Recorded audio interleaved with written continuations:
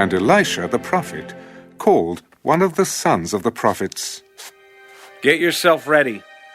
Take this flask of oil in your hand, and go to Ramoth Gilead. Now when you arrive at that place, look there for Jehu, the son of Jehoshaphat, the son of Nimshi, and go in and make him rise up from among his associates, and take him to an inner room.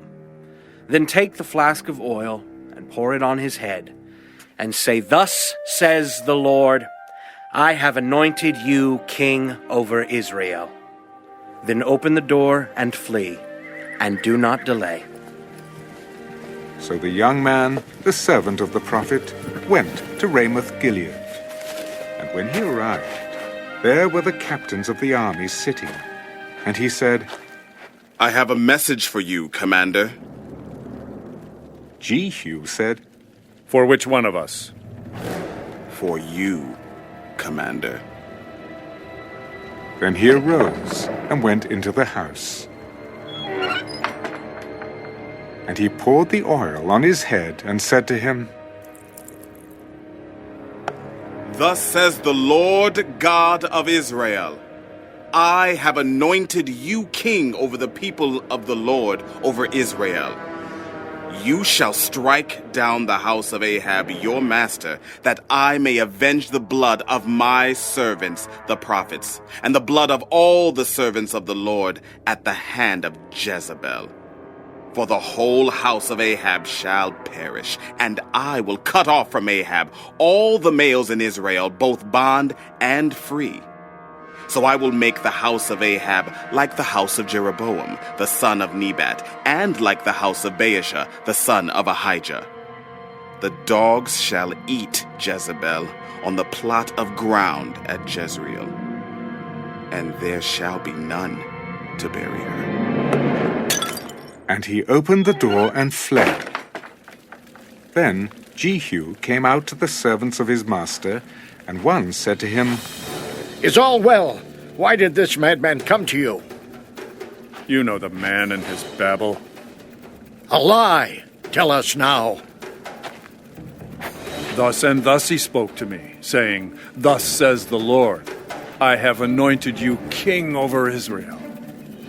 Then each man hastened to take his garment and put it under him on the top of the steps, and they blew trumpets.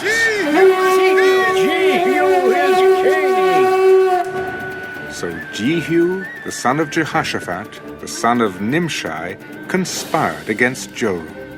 Now Joram had been defending Ramoth Gilead, he and all Israel, against Hazael, king of Syria. But King Joram had returned to Jezreel to recover from the wounds which the Syrians had inflicted on him when he fought with Hazael, king of Syria. And Jehu said, If you are so minded, let no one leave or escape from the city to go and tell it in Jezreel. So Jehu rode in a chariot and went to Jezreel, for Joram was laid up there, and Ahaziah, king of Judah, had come down to see Joram. Now a watchman stood on the tower in Jezreel, and he saw the company of Jehu as he came, and said, I see a company of men. And Joram said, Get a horseman and send him to meet them, and let him say, Is it peace? So the horseman went to meet him, and said, Thus says the king, Is it peace? And Jehu said, What have you to do with peace? Turn around and follow me.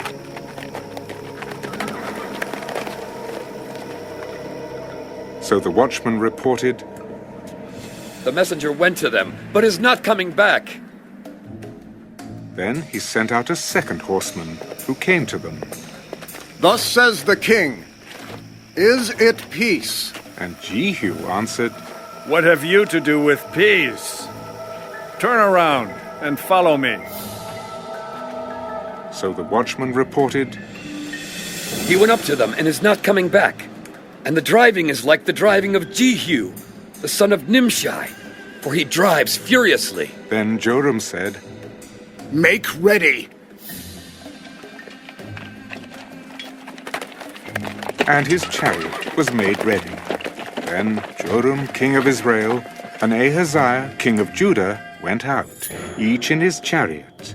And they went out to meet Jehu, and met him on the property of Naboth, the Jezreelite. Now it happened, when Joram saw Jehu, that he said, Is it peace, Jehu? What peace? As long as the harlotries of your mother Jezebel and her witchcraft are so many. Then Joram turned around and fled, and said to Ahaziah, Treachery, Ahaziah! Now Jehu drew his bow with full strength and shot Jehoram between his arms. And the arrow came out at his heart, and he sank down in his chariot. Then Jehu said to Bidkar, his captain, Pick him up and throw him into the tract of the field of Naboth the Jezreelite. For remember when you and I were riding together behind Ahab his father, that the Lord laid this burden upon him. Surely I saw yesterday the blood of Naboth and the blood of his sons, says the Lord, and I will repay you in this plot, says the Lord. Now therefore take and throw him on the plot of ground according to the word of the Lord. But when Ahaziah, king of Judah, saw this, he fled by the road to Beth-Hagan. So Jehu pursued him. Shoot him also in the chariot. And they shot him at the ascent of Gur, which is by Ibleam. Then he fled to Megiddo, and died there. And his servants carried him in the chariot to Jerusalem, and buried him in his tomb with his fathers in the city of David. In the 11th year of Joram, the son of Ahab, Ahaziah had become king over Judah. Now when Jehu had come to Jezreel, Jezebel heard of it, and she put paint on her eyes, and adorned her head, and looked through a window. Then, as Jehu entered at the gate, she said, Is it peace, Zimri, murderer of your master? And he looked up at the window. Who is on my side? Who? So 2 or 3 eunuchs looked out at him.